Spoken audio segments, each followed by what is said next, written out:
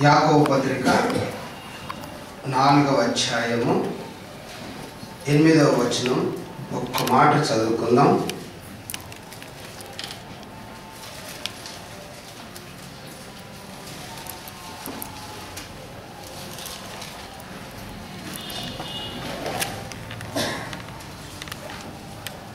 యాకోబు పత్రిక 4వ అధ్యాయము 8వ వచనం ఒక మాట చదువుకుందాం. చాలు, చిన్న ప్రార్థన చేసుకుందాం. దయగలిగిన మా తండ్రి యేసుక్రీస్తు ప్రభువా, నీ పాదములకు స్తుతులు స్తోత్రములు హల్లెలూయాలు చెల్లిస్తున్నాము నాయన. మా యొక్క జీవిత యాత్రలో ప్రభా మరి మీ యొద్దకు వస్తేనే ప్రభా మీరు మా యొద్దకు వస్తానంటున్నాను.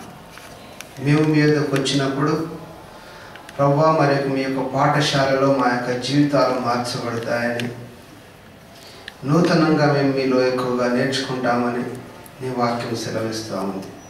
అటు రీతిగా ప్రభా మా జీవితాలను మార్చిన దేవుడు, నీ వాక్యపు వెలుగులో మా జీవితాలు సరిచేసిన దేవుడు. ఇప్పుడు వాక్య పరిచర్యలో తండ్రి మీరు మాతో కూడా ఉండండి. మీరే మాట్లాడి మీరే మహిమ ఘనత ప్రభావాలు పొందవలసిందిగా క్రీస్తు నామమున ప్రార్థిస్తున్నాను పరమ తండ్రి. ప్రియులారా, మన జీవిత యాత్రలో ఉదయం లేచినప్పటి నుంచి సాయంకాలం వరకు మన సొంత పనుల నిమిత్తం ఎక్కడెక్కడికో మనం ప్రయాణాలు చేస్తూ ఉంటాం. కానీ ఇక్కడ వాక్యం ఏం సెలవిస్తూ ఉందంటే, దేవుని యొద్దకు రండి, అప్పుడు ఆయన మన యొద్దకు వస్తాడు. దేవుని యొద్దకు మనం వెళ్ళకపోతే ఆయన మన యొద్దకు రాడని తెలుసుకోవాలి. బ్రదర్ నాకు ఒక బీదర్లో జరుగుతున్నటువంటి పరిచర్య, దాని యొక్క అనుభవము చెప్పమని చెప్పారు. ఈరోజు అనుభవం చెప్పాలి అంటే ఒక నా యొక్క మైండ్లో సినిమా గిర్ర తిరిగినట్టు అనిపిస్తుంది. ఏం అనుభవం చెప్పాలి? 124వ కీర్తన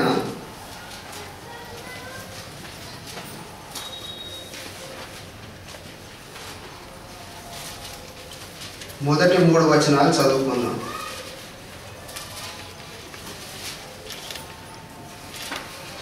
మనుష్యులు మా మీదికి లేచినప్పుడు యెహోవా మనకు తోడై ఉండని ఎడల, వారి ఆగ్రహము మనపైన రగులు కొనినప్పుడు యెహోవా మనకు తోడై ఉండని ఎడల, వారు మనను ప్రాణముతోనే మింగివేసి ఉందురు.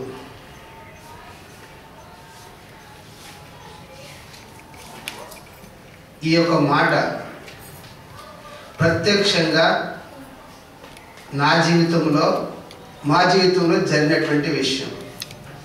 అయ్యగా చెప్పారు, బీదర్ యొక్క అనుభవాలు చెప్పమన్నారు. ఒకప్పుడు మా అల్లుడు మా పాపను చాలా వేధిస్తూ చాలా ఇబ్బంది పెడుతూ ఇంటికి రాక, వారి పరిస్థితి సరిగ్గా లేక వాళ్ళ తల్లిగారు ఫోన్ చేసి, అయ్యా మీరు వచ్చి మా బాబుని బెదిరించండి, వానికి బుద్ధి చెప్పండి, అలాగైనా వాడు భయపడి మారుతాడేమో అని చెప్పేసి వాళ్ళ తల్లిగారు చెప్పినప్పుడు మేము ఒక పథకం వేసుకొని అక్కడికి వెళ్ళాం. వెళ్ళిన తర్వాత మా తమ్ముడు అక్కడ కానిస్టేబుల్, తను ఎస్ఐతో మేము అందరం ముందు మాట్లాడుకోవడం జరిగింది. మీరు వెళ్ళండి, మేము వెనకాల వస్తామని చెప్పేసి పోలీసు ఎస్ఐకి చెప్పడం జరిగింది. వాళ్ళు కూడా రావడానికి సిద్ధమయ్యారు. అంటే మేము వెళ్ళేసరికి మేము వెనకాల ఉన్నాం. పిల్లలు వెళ్ళి మా అల్లుని కొట్టేశారు, సుభాష్ను కొట్టేశారు. అప్పుడు అమ్మ ఏ విధంగా జరిగింది, ఇప్పుడు ఎలా సంతోషిస్తున్నామని చెప్పడానికి ప్రయత్నిస్తున్నాను నేను. అక్కడ ఊరు వాళ్ళందరూ వచ్చేసరికి కొట్టిన తర్వాత ప్రేమదాసుని చెట్టు కట్టేశారు, శ్యాముని చెట్టు కట్టేశారు, సీమన్ విజయ్ పారిపోయారు. తర్వాత అక్కడికి నేను వెళ్ళాను, మనోహర్ గారు వెళ్ళారు. మనోహర్ అన్న చెంప మీద కొట్టాడు, ఒక ఆయన దెబ్బ కొట్టాడు. ఆ రోడ్డు దగ్గరలో ఇల్లు ఉంది, ఒక దాదాపుగా 1000 మంది అక్కడ గుమికూడారు. ఇక్కడ అంటున్నట్టు మాట ఏంటంటే, బయటికి వెళ్ళి ఎక్కడికి వెళ్ళి వచ్చి మన ఊరిలో మనం కొడుతుంటే చూస్తూ ఊరుకుంటామా, తగలబెట్టండి అన్నారు. ఆ సిచ్యువేషన్ చూస్తే చాలా భయంకరంగా ఉన్నది. కానీ అక్కడ మాకెవరు తోడై ఉన్నారు? జీవము గల దేవుడు. మనుషులు మా మీదకి లేచినప్పుడు యెహోవా మనకు తోడై ఉండని ఎడల వారి ఆగ్రహం మనపై రగులుకున్నప్పుడు, ఒకవేళ కిరోసిన్ పోటీ మామ తగలబెట్టిన అడిగేవాళ్ళు ఎవరు లేరు అక్కడ. నిజంగా ఆ పరిస్థితి అట్లా ఉన్నది. సిచ్యువేషన్ కళ్ళతో చూశాను కాబట్టి తెలుసు నాకు. అక్కడ దెబ్బలు తినని వాడిని నేను ఒక్కనే, నన్ను ఒక్కరిని కొట్టలేదు. ఆ స్థలం చూస్తే కళ్ళలో ఇంకా గిర్ర తిరుగుతుంది నాకు. అలాంటి వారి కొరకు సంఘం ప్రార్థన చేసి దేవుని సన్నిధిలో వచ్చి కన్నీరు కార్చాం. అనుకున్న సమయం లోపలనే వాళ్ళు ఫోన్ చేశారు పోలీసులకి. వాళ్ళు ఫోన్ చేసిన 2 నిమిషాల్లో పోలీసులు అక్కడ ఉన్నారు. వాళ్ళు అనుకున్నారు మేమే ఫోన్ చేస్తే పోలీసులు వచ్చారని. మా ప్లాన్ కొంచెం పెడిసింది మాకు. వాళ్ళు రావాల్సింది కొంచెం ఆలస్యమైంది. వాళ్ళందరూ ఎవరు వచ్చి హైదరాబాద్ అందరూ అంటే చెప్పి అందరు జీపులో వేసుకొని మమ్మల్ని అందరూ తీసుకుని వెళ్ళిపోయారు. మా బైక్లో గాలి అంతా తీసివేశారు. పోలీస్ స్టేషన్కి వెళ్ళి వాళ్ళు మళ్ళీ వాళ్ళని తిట్టి, మీరు మంచిగుంటే వాళ్ళ దగ్గర మేము చేసుకుంటారని చెప్పి సమాధానపరిచి 2 సంవత్సరాలు ఫోన్ మాట్లాడనివ్వలేదు పాపకి. దేవుడు మాకు తోడై లేకపోతే మా జీవితాలు ఏ విధంగా ఉండేవి కావు. దేవుని యొద్దకు మనం వస్తే నూతనమైన పాఠాల జీవితం మనకు నేర్పిస్తాడు. అలాంటి వ్యక్తి గురించి సంఘమంతా ప్రార్థన చేసి ఈరోజు అక్కడికి వెళ్తే ఎంత నెమ్మది ఉన్నదంటే చాలా నెమ్మది ఉన్నది. ఆనందిస్తున్నాం, ఆ ప్రాంతంలో దేవుని మహిమపరుస్తున్నాం, ఆ స్థలంలో దేవుని గణపరుస్తున్నాం. అక్కడ ఉన్నటువంటి తన ప్రియులను ఆయన పిలుచుకుంటా ఉన్నాడు. అయ్యా మీరు రండి, ప్రార్థన మా ఇంట్లో ఉందని చెప్పేసి. మధ్యాహ్న కాలంలో సరిదాపుగా ఎవరు ప్రార్థన పెట్టుకోరు అలాంటి పల్లెటూళ్ళల్లో. కానీ మనకున్నటువంటి వెసులుబాటును బట్టి వాళ్ళ దేవుని ప్రేమించి ఆ విధంగా ప్రార్థన కూడికను చేసుకుంటున్నారు. ఆయన చెప్తుంటే సంతోషం అనిపిస్తూ ఉంది. మా అమ్మ నాకు చాలా సంతోషం అనిపించింది. ఇన్ని సంవత్సరాలు నేను డ్యూటీ చేసిన మా అమ్మ కానీ ఒక్క నెల కూడా నేను జీతము ఒక్కసారి ఇప్పుడు తీసుకోలే.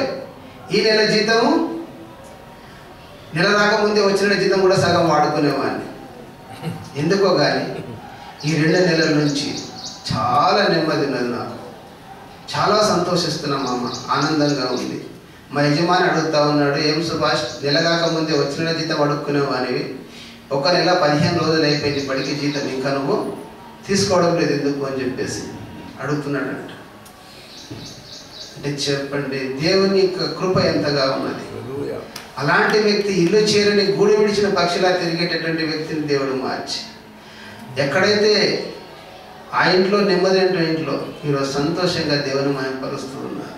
ఇంకొక సాక్ష్యం చెప్పి మా పాప ఏంటంటే, ఎప్పుడు బలవంతం పెట్టేది కాదు, ప్రార్థన చేసుకో, బైబిల్ చదువుకో.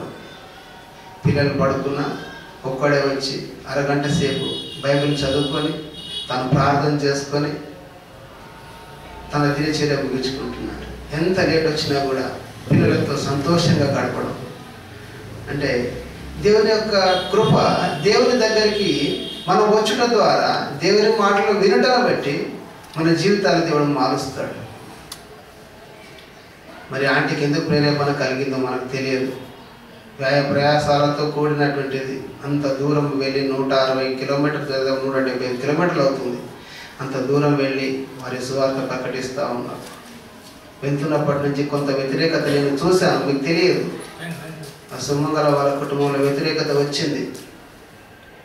చాలా సమాధానంగా ఉన్నారు. దేవుని దగ్గర కన్నీరు కార్చాను, ప్రార్థన చేశాను. ప్రభువా, ఇంత దూరం నుంచి మేము వెళ్తున్నాము, మిమ్మల్ని ప్రకటిస్తున్నాము, ఎందుకు ప్రభువా ఇంత వ్యతిరేకత? దేవుని కార్యం ఎక్కడ పనిచేస్తుందో అక్కడ సాతాను కూడా తన వంతుగా తను ప్రయాసపడతాడు.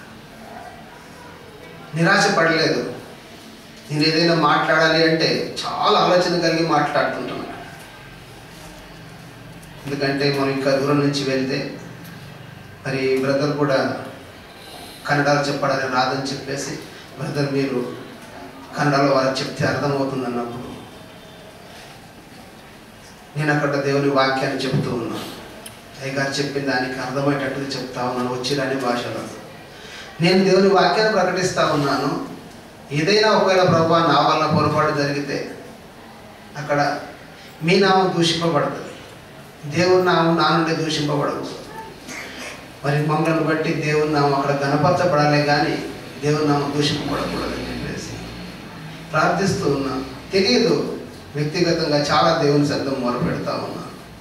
ఎందుకంటే ఈరోజు సంతోషిస్తున్నాను, ఆనందిస్తున్నాను. ఎందుకు? దేవుడు సంఘం యొక్క ప్రార్థన, అనేకమైన ప్రార్థనలకు జవాబులు దొరికింది. నా జీవితంలో దేవునికి అడిగింది ఏది కూడా పొందుకోకుండా దేవుడు నన్ను వదిలిపెట్టలేదు. మరి 107వ కీర్తన 9వ వచనంలో ఏముంటుంది? ఏలైనా ఆశ గల ప్రాణమునైనా తృప్తి పరిచి ఉన్నాడు. అంతే, తృప్తి పరిచినటువంటి దేవుడే ఉంటున్నాడు. ఆయన అంటున్నాడు, ప్రయాసపడి భారం మోస్తున్నటువంటి వారులారా నా యొద్దకు రండి, నేను మీకు విశ్రాంతిని. ఎక్కడ మనకు విశ్రాంతి ఉంది? ఎక్కడ విశ్రాంతి దొరుకుతుంది? ఎక్కడ విశ్రాంతి దొరకదు. కేవలం దేవుని సన్నిధిలో వస్తే మాత్రమే నెమ్మదిని దేవుడు మనకి ఇస్తాడు. దేవుడు మనకు నెమ్మదినిచ్చేటటువంటి దేవుడు ఆయన. చాలాసార్లు లోపలిగా మనకు భారము, కృంగుదల వస్తూ ఉంటుంది, అది సాతానుడు పెడుతూ ఉంటాడు. కానీ వాటన్నిటిలో విజయం దేవుడు మనకు దయచేస్తూ ఉంటాడు. మరి బిదర్లో చేస్తున్న పరిచర్య ద్వారా నిజంగా చాలా మార్పు అనేది ఒకటి కనిపిస్తూ ఉంది. వాళ్ళ కుటుంబాలు అసలు నెమ్మది ఉండేవి కాదు. వాళ్ళు ఒకరినొకరు పలకరించి మాట్లాడుకునేవారు కాదు. భార్యాభర్తల మధ్యలో అసమాధానాలు ఈ విధంగా ఉండేటటువంటివి. చాలా సంతోషంగా ఉంటూ ఉన్నారు. మరి నేనైతే అనుకుంటున్నాను, కేవలం దేవుని సన్నిధిని ఆ బిడ్డలు ప్రేమిస్తూ ఉన్నారు. దానికి తోడుగా దేవుని వాక్యం వాళ్ళకి అందివ్వబడతా ఉంది. ఆ విధంగా ఆ కుటుంబాలు మరి దేవునిలోకి ముందుకు వస్తున్నారని నేను విశ్వసిస్తూ ఉన్నాను. చాలా సంతోషం అనిపిస్తూ ఉంది. ప్రభు మరి ఒక్కోసారి అనుకుంటున్నాను, వాళ్ళు మాకు పెడుతున్నటువంటి భోజన ఖర్చులన్నీ కూడా ప్రభు వీళ్ళకి అధికంగా భారంగా ఉంటున్నాయి కదా అని నేను మనసులో అనుకొని, బిడ్డ మరి మీకు ఇబ్బందికరంగా ఉంది కదా అంటే, లేదు మామ మాకు చాలా సంతోషంగా ఉంది. దేవుని బిడ్డలకు మేము పెట్టేటటువంటిది చాలా తృప్తిగా ఉంది, మాకు భారం అని మీరు అనుకోకండి అంటే, నేను నాకు రిలేషన్స్ ఉంది కాబట్టి నేను ఏదైనా ఓపెన్గా అడుగుతాను. లేదు మామ చాలా సంతోషంగా ఉంది, మాకు ఇంకెంతమంది అయినా వస్తే పెట్టాలంటే మాకు మనసు ఉంది, పెడతాము, ఆ విధంగా సంతోషిస్తున్నాము, మీరు మా కోసం ప్రార్థన చేయండి అని వాళ్ళు అడగడం చాలా సంతోషం అనిపిస్తాము. అంటే మరి దేవుని కొన్నిసార్లు మనకు ఆలస్యం అవుతుంది, కానీ దాని కదా దేవుడు మన మేలు దాచి వస్తాడు. తప్పకుండా ఆయన మేలు మనకు ఉండే ఉంటుంది. మనం గ్రహిస్తే ఆ యొక్క గొప్ప మేలు మనం చూస్తాం. నిజంగా దేవుని కొంచెం వాక్యం కొద్దిసేపు మరి వాక్యాన్ని కూడా మనము ధ్యానించుకుందాం అనుకుంటున్నాను. ఎందుకంటే మన ప్రార్థనకు దేవుడు తప్పకుండా జవాబు దయచేస్తాడని నా యొక్క విశ్వాసం. ఎందరో భక్తుల జీవితాలను మనం చూసినట్లయితే తప్పకుండా దేవుడు వారికి జవాబు దయచేసినట్లుగా మనం చూస్తుంటున్నాం. మరి ఇక్కడ యాకోబు పత్రికలో మనం చూసినప్పుడు 5వ అధ్యాయం 17వ వచనంలో ఒక మాట ఉంది. ఏమంటే ఏలియా కూడా మన వంటి స్వభావము గలవాడే అని ఇక్కడ రాయబడింది. ఏలియా మన వంటి స్వభావము గల మనుష్యుడే, వర్షింపకుండానట్లు అతడు ఆసక్తితో ప్రార్థన చేయగా 3.5 సంవత్సరములు ఏం కాలేదు, అసలు వర్షమే పడలేదు. ఇది చిన్న మాటనా? 3.5 సంవత్సరాలు భూమి మీద వర్షం పడకుండా ఉండడానికి ఒక వ్యక్తి ప్రార్థన చేసినప్పుడు ఆపించాడు దేవుడు అంటే, ఈ ప్రార్థన చేసే వ్యక్తికి దేవునికి ఎలాంటి సంబంధం ఉండి ఉండాలి? ఇది చాలా బలమైనటువంటి సంబంధం ఆయనకి, మరి ఏలియాకు దేవునికి ఉన్నటువంటి సంబంధం. అంటే తన బిడ్డలు ఏది అడిగినా దేవుడు తప్పకుండా చేస్తాడనేటువంటి నమ్మకం ఆయనకు ఉన్నది. అపనమ్మకం ఉంటే ఆయన ప్రార్థన చేసేవాడు కాదు. 3.5 సంవత్సరాలు ఆయన ప్రార్థన చేసినప్పుడు వర్షమే పడకుండా ఉండిపోయింది. అంటే మనము చేసే ప్రార్థన ఎవరిని సంతోషపరుస్తుంది? పరమ తండ్రిని సంతోషపరుస్తుంది. మనం అడిగింది మన విశ్వాసం పరిపూర్ణం కావాలని ఆయన దాన్ని సంపూర్ణం చేస్తూ ఉంటున్నాడు. తిరిగి ఆయన ఆసక్తితో మళ్ళీ ప్రార్థన చేసినప్పుడు దేవుడు వర్షాన్ని కురిపించినట్లుగా మనం చూస్తుంటున్నాం. 18వ వచనంలో కింద ఉంటుంది, అతడు మరలా ప్రార్థన చేయగా ఆకాశం వర్షం ఇచ్చాను, భూమి తన ఫలమునిచ్చాను. ఎక్కడ నేర్చుకుంటున్నాం మనం ఈ ప్రార్థన? ఎలా తెలుస్తుంది మనకి? ఇప్పుడు యవనస్తుల కొరకు వెరిటాస్ మరి బైబిల్ క్లాస్ పెట్టారు. అక్కడ వెలుట ద్వారా నేను వెనకాల నుంచి కొంచెం గమనిస్తూ ఉన్నాను. పిల్లల యొక్క మాటలు, వాళ్ళ యొక్క ప్రవర్తన శైలిని గమనిస్తూ ఉంటే ఎక్కువగా వాళ్ళు తన ఫోన్లో దేవుని పాటలు వినడం కానీ, దేవుని వాక్యాన్ని వినడం కానీ, మరి అనేకులు హైందవులు దేవుణ్ణి ఎలా నమ్ముకున్నారు, వాళ్ళ జీవితాలు ఎలా మార్చబడ్డాయి అని దాంతో వాళ్ళు ఎక్కువ సమయం గడుపుతూ ఉన్నారు. ఇది ఎక్కడ నేర్చుకున్నారు? దేవుని సన్నిధికి వచ్చడం ద్వారా.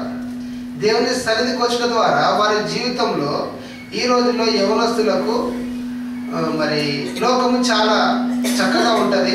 లోకంలో సంతోషించడానికి చాలా వీలు కలుగజేస్తున్నాడు సాతానుడు. మరి దేవుని యొద్దకు రావాలంటే వాళ్ళకి చాలా కష్టంగా ఉంటుంది. కానీ ఎవరైతే దేవుని దగ్గరకు వస్తారో వాళ్ళ జీవితాలు ఆత్మీయంగా ఆశీర్వదింపబడతాయి.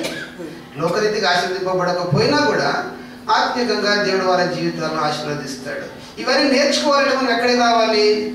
దేవుని సన్నిధికే రావాలి. దేవుని సన్నిధికి ఇలాంటి మాటలు బయట ఎక్కడ దొరకవు. మనకి లోకంలో ఎక్కడ ఈ మాటలు దొరకవు. దేవుని సన్నిధిలోనే, ఆయన మందిరంలోనే ఆయన మాటలు వినడం ద్వారానే మనకు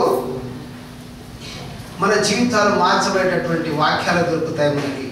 మరి మత్తయి సువార్తలో ఆయన ఏమంటున్నాడు? 21వ అధ్యాయం 22వ వచనం మనం చూద్దాం.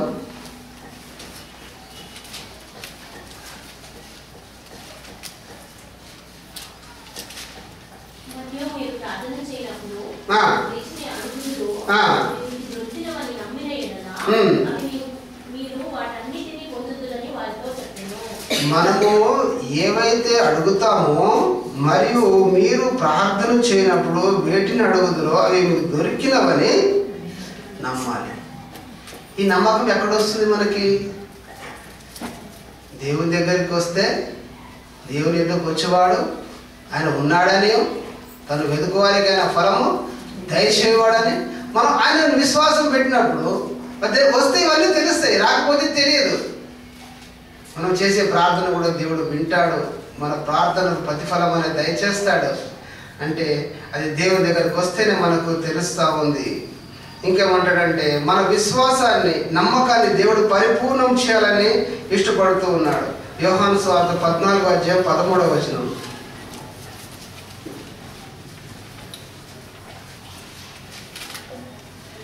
మీరు నా నామమున దేన్ని అడుగుదురో తండ్రి కుమారుని యందు మహిమపరచబడే దాన్ని చేతును అంటున్నారు. 14వ వచనంలో మీరు నా నామమున, మీరు నన్ను ఏమడిగినా నేను చేస్తాను. ఎలా అడగాలి? మన స్వచిత్తమును మన ఇష్టానుసారంగా కాదు, దేవునికి మహిమార్థంగా మన జీవితాలు ఉండడానికి, దేవుని కొరకు మనము జీవించడానికి ఆయన అప్పుడు మన విశ్వాసాన్ని పరిపూర్ణం చేస్తాడు, మన సంతోషాన్ని సంపూర్ణం చేస్తాడు. ఎవరి నామం అడగాలి? యేసు క్రీస్తు నామంలో ఆయన దగ్గరకు వచ్చి ప్రభువా నాకు ఉన్నటువంటి అక్కర్లే కానీ సమస్తాన్ని తీర్చడానికి ఆయన సమర్థుడైనటువంటి దేవుడు. ఆయన దగ్గర ఏది కూడా కొదవలేదు. సమృద్ధి కలిగినటువంటి దేవుడు, మనకు ప్రార్థనలకు జవాబు దయచేసినటువంటి దేవుడై ఉంటున్నాడు. కనుక ఈ ప్రార్థన మరి దేవునితో ఒక పట్టుదల కలిగి ప్రార్థన చేసినటువంటి వ్యక్తిని మనం చూద్దాం. మరి ఆదికాండంలో ఆయన ఏ విధంగా మరి 32వ అధ్యాయము 27 మనం చూసినట్లయితే ఆదికాండము 32, 26, 27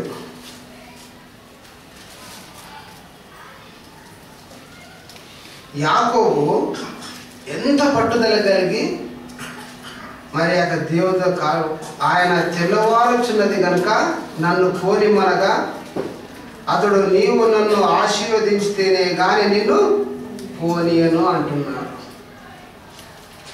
ఆయన నీ పేరేమని అడగగా అతడు యాకోబు అని చెప్పాను. అప్పుడు ఆయన నీవు దేవునితోనూ మనుషులతోనూ పోరాడి గెలిచితివి కనుక ఇక మీద నీ పేరు ఇశ్రాయేలు. ఎలా పోరాడాలి? ఆయన పాదములు పట్టుకొని బ్రతిమాలు కొనుచు, ప్రభువా నాకు అక్కరగా ఉన్నది తండ్రి, ఇది సహాయము దయచేయి. ఆయన ఒకవేళ వదిలిపెట్టేస్తే ఆయన దీవించకపోనేమో. ఆయన పాదములు పట్టుకొని ఎంత పట్టుదల కలిగి వదలకుండా నన్ను ఆశీర్వదిస్తే కానీ నేను వదిలిపెట్టను అన్నాడు. ఎంత పట్టుదల కలిగి ఆయన పోరాడుతూ ఉన్నాడు చూడండి. ఆ పట్టుదల కలిగి విసుగు చెందక ఆయన ప్రార్థన చేసిన పట్టుదల కలిగి విడవకుండా దేవుని సంతం మొరపెట్టుకున్నప్పుడు తను ఆశీర్వదింపబడినట్టుగా చూస్తూ ఉంటున్నాం. నిజంగా మరి ఆయన బిడ్డలను ఆయన వారి విశ్వాసాన్ని పరిపూర్ణం చేయాలని దేవుని యొక్క కోరిక ఉంటున్నది. మనం చేసే ప్రార్థన తండ్రిని సంతోషపరుస్తుంది. ఇప్పుడు బయట వాళ్ళు ఎవరైనా వచ్చి నాకు 100 రూపాయలు ఇవ్వమంటే ఇస్తామా మనం? అదే మన పిల్లలు వచ్చి నా డాడీ నాకు 100 రూపాయలు కావాలంటే తక్కువ తీసి ఇచ్చేస్తాం. ఎందుకు? తండ్రికి కొడుకులకు ఉన్నటువంటి సంబంధం ఆ విధమైనటువంటి, ఆ తండ్రికి మనకు ఉన్నటువంటి సంబంధం అలా బలపరుచుకోవాలి. ఆ తండ్రికి మనం బిడ్డలు కాబట్టి మనం ఎవరో ఆయనకు తెలిసి ఉండాలి. ఆయనకు తెలుసు, మనం ఆయన తెలుసు అనుకుంటున్నాం, కానీ ఆయనకు మనకున్నటువంటి సంబంధం చాలా బలమైనదిగా ఉండాలి. అప్పుడే మన విశ్వాసం పరిపూర్ణం అవ్వడానికి ఆయన అనుమతిస్తాడు. లేకపోతే ఆయనకు మనకు ఉన్న రిలేషన్ సరిగా లేకపోతే అది జరగదు. కాబట్టి మనం చేసేటటువంటి ప్రార్థన తండ్రి సంతోషించి తిరిగి మనకు ప్రతిఫలం దయచేస్తూ ఉంటాడు. మరి ఇంకా భారం కలిగి ప్రార్థన చేస్తున్నట్టుగా చూస్తున్నాం మనం. మరి మొదటి రాజులు 17వ అధ్యాయము 21, 22 చూద్దాం.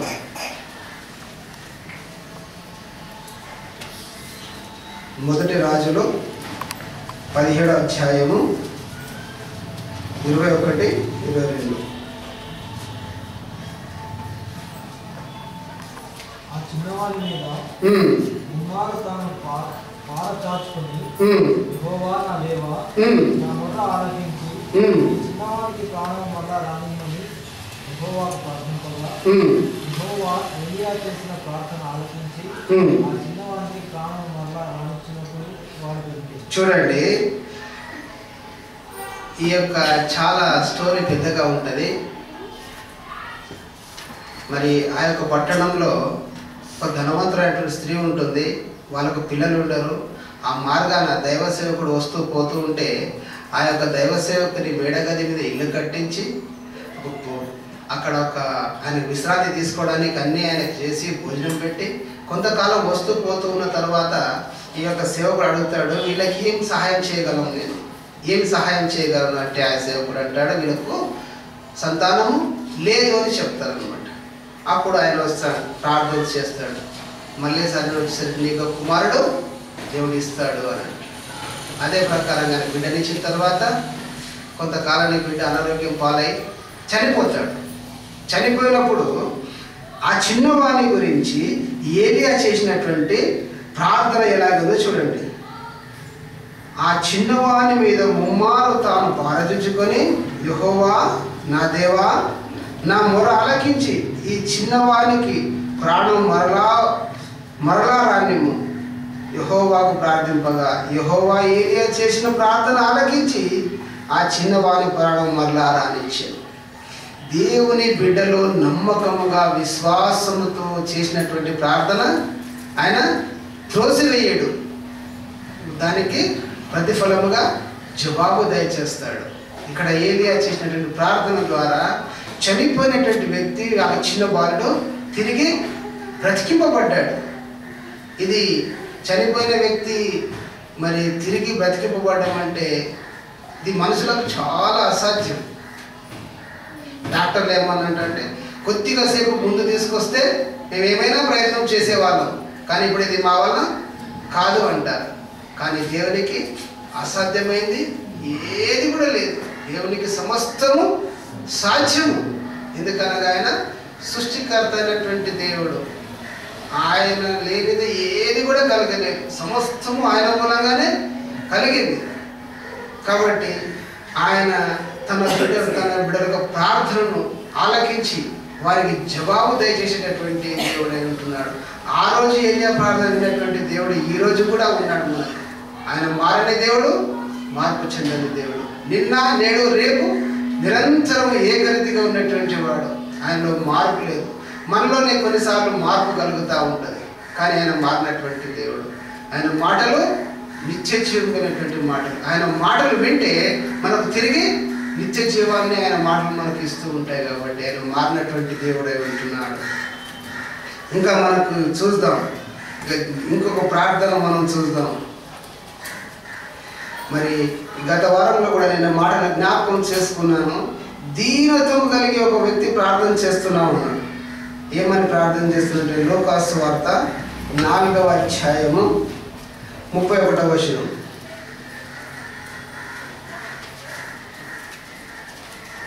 లూకాసు వార్త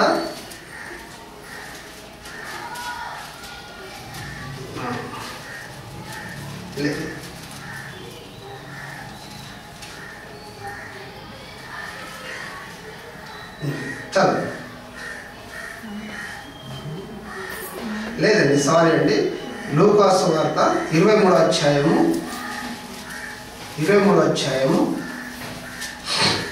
42వ వచనం.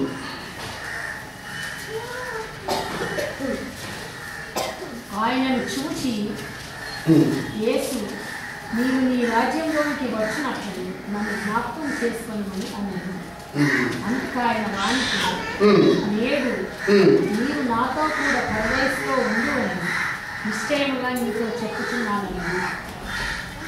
ఆయన జీవితంలో మరి అలాంటి ప్రార్థన ఎప్పుడు చేసి ఉండలేదేమో.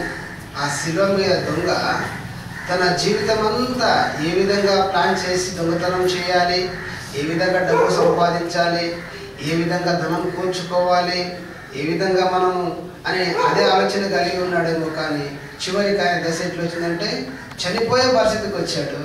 అప్పుడు యేసయ్య చూసేసరికి తన జీవితం అంతా తనకు వ్యర్థము అనిపించింది. నేను చేసిన దానికి తప్పుకు నేను శిక్ష అనుభవిస్తున్నాను, కానీ యేసు ప్రభువు వారిని ఆయన చేయని తప్పుకు శిక్ష అనుభవిస్తున్నాడు అంటే నాకు పశ్చాత్తాపము కలిగింది. ఒకవేళ ఈ సమయమైనా నా మనసు మార్చుకోకపోతే నేను బహుశా నరకానికి వెళ్తానని తెలుసుకున్నాడేమో. అప్పుడు అడుగుతా ఉన్నాడు ఆయన చూసి, యేసు నీవు నీ రాజ్యంలోనికి వచ్చినప్పుడు నన్ను జ్ఞాపకము చేసుకో. ఎలాంటి ప్రార్థన అయినది? దీన మనసు కలిగి తగ్గించుకొని తన దగ్గర రిక్వెస్ట్ చేస్తూ ఉన్నాడు. అయ్యా నేను నీ రాజ్యంతో వచ్చినప్పుడు నన్ను దయతో జ్ఞాపకం చేసుకొని చెప్పి తగ్గింపు కలిగి ప్రార్థన చేస్తూ ఉన్నాడు. తనకు మొరపెట్టు వారికి అందరికీ, తనకు నిజముగా మొరపెట్టు వారికి అందరికీ మాట నాకు ఎప్పుడు గుర్తుకొస్తూనే ఉంటుంది. ఆయన నిజముగా మొరపెట్టాడు, ఉత్తుతో మొరపెట్టలే. నిజంగా ఎప్పుడైతే మొరపెట్టాడో ఆ ఒక్కటి మాట ద్వారా ఆయన జీవితం నరకానికి వెళ్ళవలసినటువంటి వ్యక్తిని దేవుడు పరదేశంలో తీసుకుని వెళ్ళాడు. తనతో ఉండగలిగే గొప్ప భాగ్యాన్ని దేవుడు ఆయనకు దయచేశాడు. అంటే మనం చేసినటువంటి ప్రార్థన వృధా కాదు. ఆ ప్రార్థన ఎట్లా ఉండాలి? నిజమైనటువంటి ప్రార్థన అయి ఉండాలి. ఆ ప్రార్థన దేవుని మనసును కరిగిస్తుంది, దేవుని మరి మనసును సంతోషపరుస్తుంది. మనలో దేవుడు చూసేది నిజమైనటువంటి మార్పు. ఎప్పుడైతే మనం మార్పు కలిగిన మనసుతో దేవుని సన్నిధిలో అడుగుతామో తప్పకుండా దేవుడు ఆనందిస్తాడు. ఆయన ఆనందించుటే కాక మనల్ని కూడా ఆనందింప చేస్తాడు ఆ దేవుడు. మరి ఇంకొక మాట మనం చూసుకుందాం. మరి దేవుని పరిశోధించి దేవునితో పోరాడి మరి దేవుని పైన ఆధారపడ్డప్పుడు కొన్ని గొప్ప కార్యాలు దేవుని నుండి చూసినట్టుగా మనకి ఇక్కడ కనబడతా ఉంది. మరి నిర్గమకాండము 15వ అధ్యాయము 23, 24, 25 వచనం చదువుకుందాం. మాలో నీళ్లు చేదైనవి కనుక వారు ఆ నీళ్లు త్రాగలేకపోయేది. అందువలన దానికి మారా అని పేరు కలిగింది. ప్రజలు మేము నేటి త్రాగుతున్నది మోషే మీద సమీపంగా అతడు యెహోవాకు మొరపెట్టెను. అంతటా యెహోవా అతనికి ఒక చెట్టును చూపెను. అది ఆ నీళ్లలో వేసిన తరువాత నీళ్లు మగ్నంగా ఆయను. అక్కడ ఆయన వారికి కట్టడము విధిని నిర్ణయించి అక్కడ వారిని పరీక్షించి చావునాయన. మరి వాళ్ళు నీళ్ళ కొరకు మోషే మీద సణిగినప్పుడు మేము ఏం నీళ్ళు తాగాలి, ఇక్కడ నీళ్లు బాగలేవు అని అన్నప్పుడు మరి మోషే ఏం చేస్తూ ఉన్నాడు? దేవుని మీద ఆధారపడతా ఉన్నాడు. దేవుని మీద ఆధారపడ్డప్పుడు చూడండి ఎంత చక్కగా మరి ఎంత చక్కగా మాట్లాడుతూ ఉన్నాడు. వాళ్ళకి అక్కర్లు దేవుడు తీరుస్తూ ఉన్నాడు, వారి అవసరాలు దేవుడు తీరుస్తూ ఉన్నాడు. చేదును దేవుడు వారికి మరి తీపిగా, మారా నీళ్ళు చేదైనవి కనుక వారు ఆ నీళ్లను త్రాగలేకపోయేవి. అందువలన దానికి మారా అని పేరు పెట్టబడను. ప్రజలు మేమేమి త్రాగుమని మోషేను మీద అడుగుతా ఉన్నారు. అప్పుడు 25వ వచనంలో ఏమంటే, అతడు యెహోవాకు మొరపెట్టెను. అంతటా యెహోవా అతని ఒక చెట్టును చూపించి, దేవుడు మరి మోసే చేసిన ప్రార్థనను ఆలకించినట్టుగా ఇక్కడ చూస్తుంటున్నాం. ఆయన ప్రార్థన అయినా తోసిపుచ్చలేదు. వారికి ఏదైతే అవసరమై ఉన్నదో ఆ సమయంలో అవసరమైన వాటిని తన సేవకుని యొక్క ప్రార్థన ద్వారా దయచేసినట్టుగా మనం చూస్తూ ఉంటున్నాం. ఇంకా చాలా విషయాలు ఉన్నాయంటే దేవుని ద్వారా ప్రార్థన చేసుకొని ప్రార్థన ద్వారా దేవుని నుండి పొందుకున్నటువంటి చాలా ఉన్నాయి. గిద్యోని జీవితంలో దేవుని ఆయన దగ్గరికి వచ్చినప్పుడు దేవుని ఆయన పరిశోధించి, అంటే చిన్న విషయం కాదు దేవుణ్ణి పరిశోధించడం అంటే. ఒక్కసారి ఈ బొచ్చు తడిచిపోయి ఉండాలా, మిగతాంతా ఖాళీగా ఉండాలా, అప్పుడే నువ్వు నన్ను పిలిచినావని నేను గ్రహిస్తానంటాడు. లేదు ఇంకొక మారు మళ్ళీ దాన్ని ఇది ఒక్కటే తడవాల మొత్తం మారిపోయింది ఉండాలి. అంటే దేవుని పరిశోధించడం అంటే చాలా గొప్ప విషయం అది. అంటే దేవుడు ఎంత సహనం కలిగి తన దేవుడు పిలిచినటువంటి బిడ్డలను వారి నమ్మకాన్ని పరిపూర్ణం చేయడానికి పరమతని ఎంత ఓపిక కలిగి ఉన్నాడో చూడండి. మనము కూడా ఒకవేళ దేవుని దగ్గరికి వచ్చి ఆ విధంగా అడిగితే దేవుని దగ్గర ఆయన శోధిస్తే తప్పకుండానే జవాబు దయచేస్తాడు. ఆయన దగ్గర ప్రతి దానికి సొల్యూషన్ ఉన్నది. ఆయన ప్రతి దాన్ని మనకు జవాబు దయచేసేటువంటి దేవుడై ఉంటున్నాడు. మనం అడగాలి మనస్ఫూర్తిగా, కానీ తప్పకుండా ఇస్తాడు. మనకి ఇవ్వడంటే ఏది లేదు. అంత దయగలటువంటి దేవుడు. మరి గిద్యోని జీవితాన్ని మార్చినటువంటి దేవుడు. మరి ఇంకా అనేక సార్లు మనం అనేక విషయాలు మనం చూస్తుంటున్నాం. ఇంకా మరి హిజ్కియా జీవితాన్ని మనం చూసినట్లయితే ఆయన జీవించిన జీవితాన్ని, ఆయనకు మరణకరమైన రోగం వచ్చింది. మరణకరమైన రోగం వచ్చినప్పుడు ఆయన దైవసేవుడు చెప్తాడు, విషయం అనుకుంటా చెప్పి ఇంకా నడిమిసాల దాటి కూడా వెళ్ళిపోడు. ఆయన గోడ తట్టు తన ముఖం తిప్పుకొని, ప్రభువా నీ సన్నిధిలో నేను ఏ విధంగా జీవించానో దయతో జ్ఞాపకం చేసుకోవాలని హిజ్కియా ప్రార్థన చేస్తున్నాడు. పరమ తండ్రి చెప్తున్నాడు, నువ్వు చచ్చిపోతావు. ఒకవేళ ఆ దేవాది దేవుడే నువ్వు చనిపోతావు అని చెప్పిన తర్వాత ఇంకా ఈ లోకరీతిగా చూస్తే ఈ కోర్టులో న్యాయం కాకపోతే హైకోర్టులో లేకపోతే సుప్రీంకోర్టు దాకా వెళ్తారు. ఆ సుప్రీంకోర్టు ఆయన నువ్వు చచ్చిపోతావు అంటారు. ఇంకెవరి దగ్గరికి వెళ్ళాలి? మళ్ళీ ఆయన దగ్గరికే వెళ్ళాలి.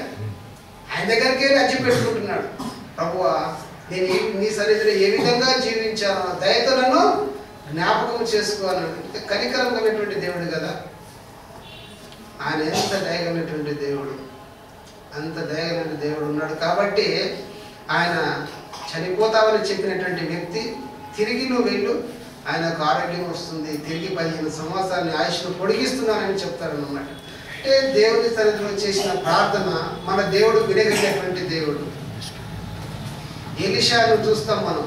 ఎలీషాకు బయలు ప్రవక్తలు 450 మంది ఉన్నారు, ఈయన మాత్రము ఒక్కడే. మీరు మీ దేవుని పేరును బట్టి ఈ యొక్క కట్టెలు అగ్ని కాల్చిపోయేటట్టుగా చేయండి అన్నప్పుడు వాళ్ళ దేహాలంతా కోసుకుంటారు, రక్తం కారేంత వరకు గంతులు వేస్తారు. ఏమి చేసినా, ఎందుకంటే వాళ్ళకు నిజమైన దేవుడు లేడు కాబట్టి, వాళ్ళ ప్రార్థన ఆలకించే దేవుడు లేడు కాబట్టి వాళ్ళు ఆ విధంగా చేసుకుంటారు. అప్పుడు ఇది ఒక మాట చెప్పి నేను ముగిస్తాను. మరి మొదటి రాజులు 9వ అధ్యాయం అనుకుంటా, 9వ 3.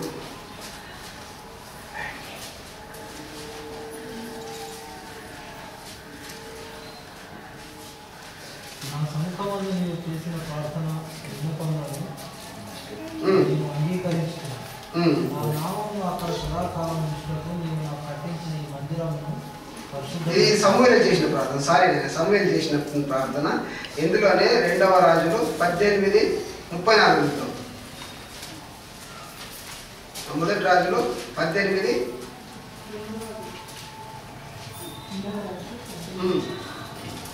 ఇది సన్నిహేరీపు ఉన్నటువంటి మాటలను బట్టి ఈయన దేవుని దగ్గర మొరపెట్టినట్టుగా ఉంటుందమ్మా. 2వ రాజు అండి చాలా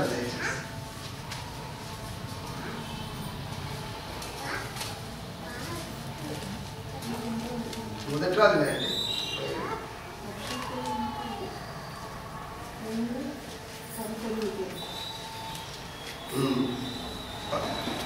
19 నుండి ఉంటుంది కానీ 37 ఒక మాట చదువుకుందాం మనము.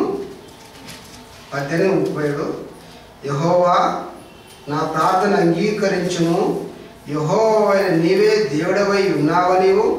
నీవు వారి హృదయములను నీ తట్టుకు తిరగజేయదువనివు. ఈ జనులకు తెలియజేయనట్టు నా ప్రార్థన అంగీకరించుము అని ప్రార్థిస్తున్నాడు. ఇంకా మీద చాలా ఇంకా జరుగుతూ ఉంటుంది. అంటే దేవుని దగ్గర చేసినటువంటి ప్రార్థన మరి 450 మంది వాళ్ళు ఉన్నారు. జీవం గల దేవుని పేరిట ఒక్కడే ఉన్నాడు. ఈయన ప్రార్థన దేవుడు ఆలకించి మరి కింద చూసినట్లయితే 38వ వచనంలో అతడు ఈలాగ ప్రార్థన చేయుచుండగా యెహోవా అగ్ని దిగి దహనబలిని, పశువును, కట్టెను, రాళ్లను, బుగ్గిని దహించి కందకమున్న నీళ్లను ఎండిపోజేశాడు. మన దేవుడు ఆలకించేటటువంటి దేవుడు, ప్రార్థనకు జవాబు దయచేసేటటువంటి దేవుడు, తను ఆశ్రయించే వారికి ఏ మేలు కూడా చేయక మానటువంటి దేవుడు. మరి ఇవన్నీ మనకు తెలియాలి అంటే మళ్ళీ యాకోబు పత్రిక 4వ అధ్యాయం 1వ వచనానికి దేవుని యొద్దకు రండి, అప్పుడు ఆయన మీ యొద్దకు వస్తాడు. ఇవన్నీ మనం నేర్చుకోవాలి. ఆత్మీయంగా బలపడాలి అంటే దేవుని దగ్గరికి రావాలి. దేవుని దగ్గరికి వస్తే అనేకమైనటువంటి పాఠాలు దేవుడు మనకు నేర్పిస్తూ ఉంటాడు. ఆ పాఠాలు మన జీవితంలో మనం అవలంబించి దాని ప్రకారం మనం జీవిస్తే దేవుడు సంతోషిస్తాడు.